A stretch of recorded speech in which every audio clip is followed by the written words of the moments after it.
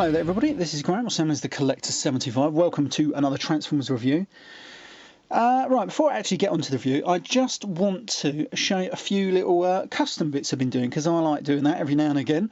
So I'm just going to put, this is of course the review for Transformers War for Cybertron Megatron. I think this is the Rage over Cybertron release, but I'll come more to that in a second, so we're just going to pop him over there. I did buy another Head Robots. This is of course the original one that I bought. We ain't standing up particularly straight. Yeah, this is the original one I bought, and what I wanted to do, because it is very white on the face here, let me just pick up my camera actually, because it'll be easier to show you. It is actually very white, but I did manage to give it a little bit of a like a little bit of a wash, like a black wash, just in the teeth area, especially on the nose. So it does give them a little bit more definition. Didn't work quite well. All I did was I got some water-based acrylic paint and just literally dabbed it on. Because of this, it's just, you're basically just doing it on plastic. It is a little bit hard, but you just got to bear with it. I mean, it's doesn't show up too much now, but the first time I did it on another version I have of this, it actually went too black. But what I'm going to do is I'm going to go down Games Workshop. They've got some proper, I think it's called wash sort of paint. It's a really literally almost water, almost literally, but it does work quite well on their figures. So I might even give it another go over with that, maybe, but I don't know. It looks alright for me though. Anyway, but that was Bludgeon. And obviously I did buy another Head Robots, exactly the same head for Bludgeon, but this time I wanted to give this guy, this is of course Revenge of the Fallen Banzaitron, and I just had to give him a new head, because the head would come with it. I hate the bloody head that comes with these figures. I think that was an awful head. I know some people like it, but believe me, it just weren't for me. So anyway, so all I did was I basically used the other side of the head, because it does come with two heads, one for the original sort of G1-esque, and then the other one for the more like the IDW sort of like continuity. So I used the IDW one because it does kind of look like Banzaitron's head. I was going off the picture for the old, I think it was the Action Master version. So obviously he's got 3 spikes instead of just the 2. All I did was file these down, use one of the spikes, stuck it on top just here. That was about the best I could do there, and then just spray the whole helmet black, put a little bit of green on the side. But if I zoom in just quickly, just blooming camera, you can see where I just managed to give him a bit of green, just sort of there, just on the side of his helmet, and there's a good close-up of the face. I actually think I did a good job of painting that, if I'm honest. Not to blow my own trumpet, but I think that was actually pretty good. I mean, it does look kind of bright. I don't know if I was going to maybe dampen it down a little bit, but I don't know. But I actually really think it looks kind of cool. And on the swords there, I actually painted the new bit that it comes with all black, but that's in the box at the minute. And also, so I just painted the edge of the sword there. I think that's the guard bit. I just painted that black as well, so that matches. So when you put all that in, it just ends up a new black barrel rather than the green one, because that looks a bit out of place. Anyway, yeah, I just wanted to show them off, because I mean, I like showing off, you know, the odd bit of custom work, because I think when people, well, I've seen other people do their custom stuff, I think it just adds to it, and I mean, I think it just sometimes it can turn out pretty cool. And I do like that one, and it was a great figure, and I think it just deserves a new head. I know I actually believe Head Robots are making a head for this guy, but I did see the images of it, and I wasn't too impressed, so I'm glad I went ahead and did it anyway, because at the time I bought this and then found out, and I thought, oh, typical, isn't it, eh? Anyway, that's enough of going on about them. Let's get on to the figure I was actually going to do this video about.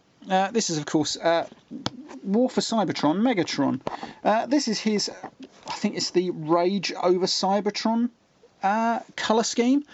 Now, I remember I did see this back 6 months ago, maybe, I can't really remember.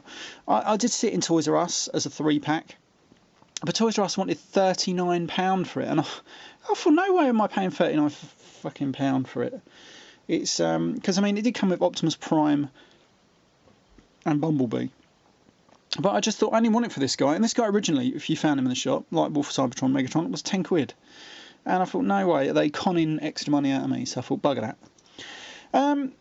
unfortunately, I was thinking, we never know, it might go down in price, and then I never saw it again. But then I did see it on eBay the other day, and the guy did have quite a lot of different War for Cybertron figures, but this is about the only one I was interested in, or that I just didn't have.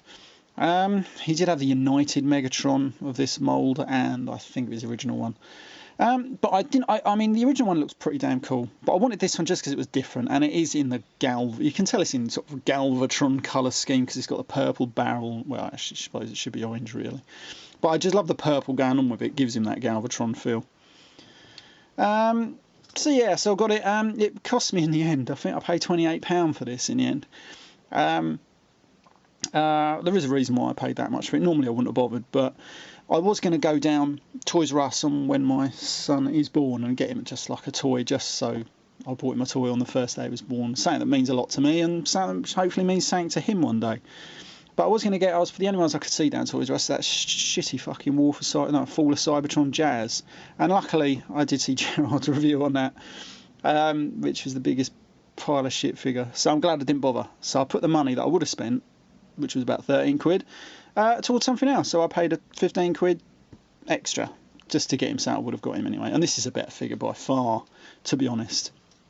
So anyway, so that's why I paid what I paid. And saying that, I never got this originally just because it was a deluxe figure, and I always thought Megatron should be a little bit bigger than a deluxe. And I was always hoping they would make a larger size toy of this. I mean, they still might for Fall of Cybertron, who knows? Because obviously they made a bigger version of Soundwave and stuff. We can only hope. Right, anyway, that's enough of me waffling on about stuff. This is obviously his hover tank mode. And if I'm honest, it is one of these tank modes that you just have to believe is a tank, because it could be a tank, it could be just a big chunk of metal, really, or plastic rather. So, it's one of these ones that you do have to sort of like take a leap of faith in believing what it is. But it does have this incredibly large gun on the top there, and it does fire his little missile, which I've got in there already, and that just easily fires out. There we go, that's pretty good, like that. I do like the barrel, actually, without the actual missile in. I think it was pretty damn cool. He does have another mode, of course. You just bend these tracks out to the side. I like that. And then that's his tracked tank mode, which kind of looks cool. Kind of looks like the tank mode that he uses in Revenge of the Fallen, to be honest. I think that's it's not a bad little mode, to be honest. But again, you just have to use your imagination with it, and it is a tank, of course. It does have some strange little pincers under there, which does kind of remind you of Armada Megatron. Right, so anyway, yeah, let's get on and transform this. This doesn't actually have that much of a hard transformation, really. Just simply open these two little tabs out, just on top here. Disconnected gun, which just tabs in. And then we just basically start moving things around, really. We just take these off. Oh, yeah, these untab just in that hole just there. And then we just move this, rotate that up a little bit, and just rotate these out. These are his legs, obviously. Do the same on this side, and just bring them down. Then we're just going to sort out the feet. Sort of bring them down. Rotate this little tab up to the side, however you want. And there's his legs done, and you can see he's literally nearly done now. Then all we're just going to do now is just disconnect this little bit off the top there. This just rotates all the way around and does spin round. Probably I've got that the wrong way around, but we'll find out in a minute. No, that looks about right to me. So you've done that. Then all we do is pull out these arms. These do tab in quite...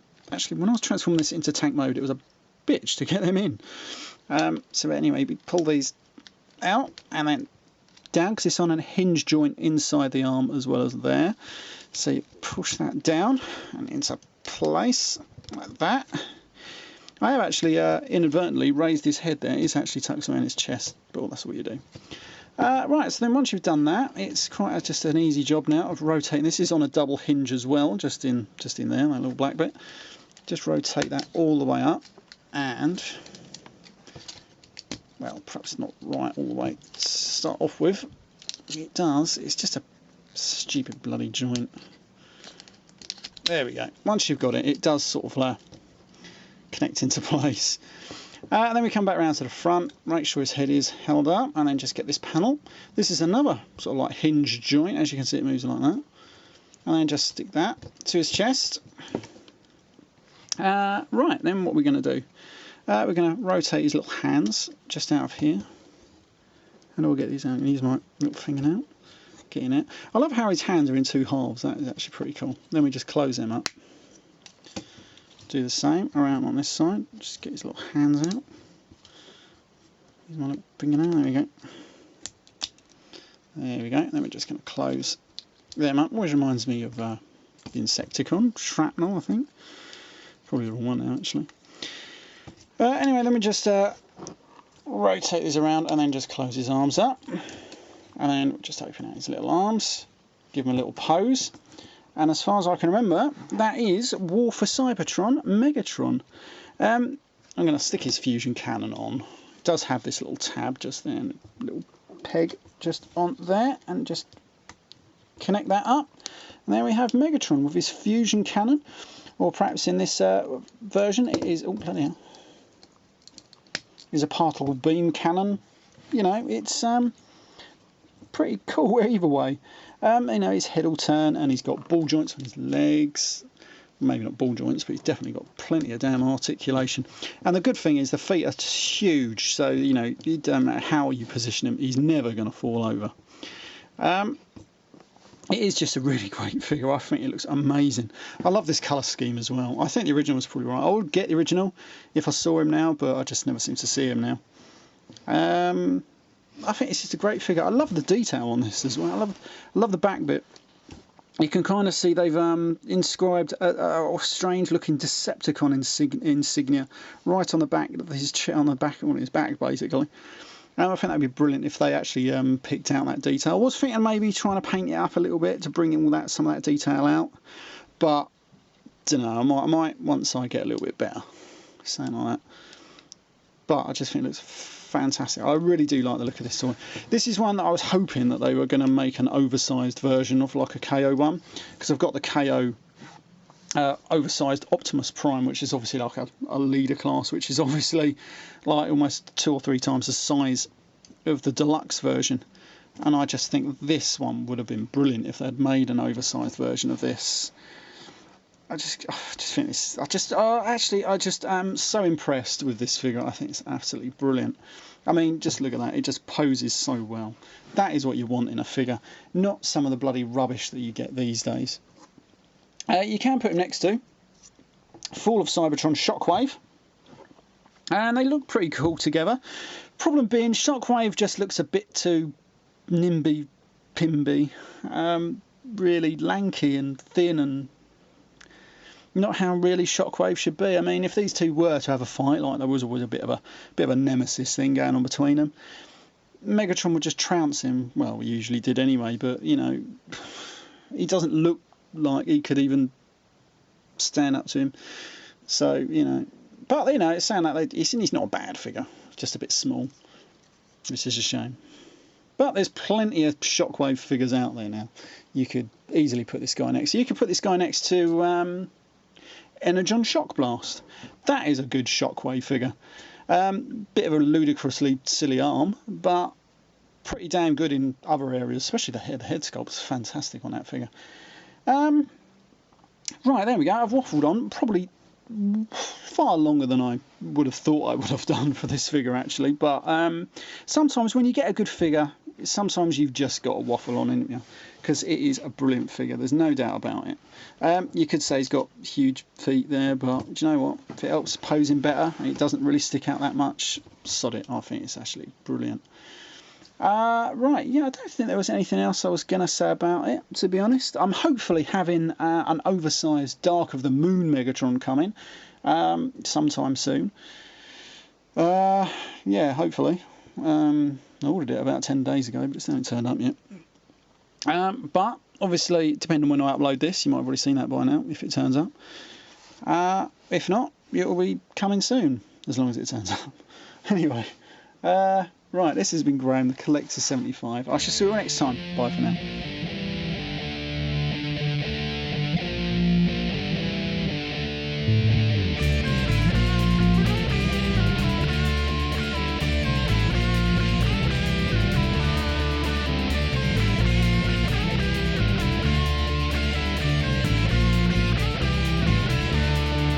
Bye.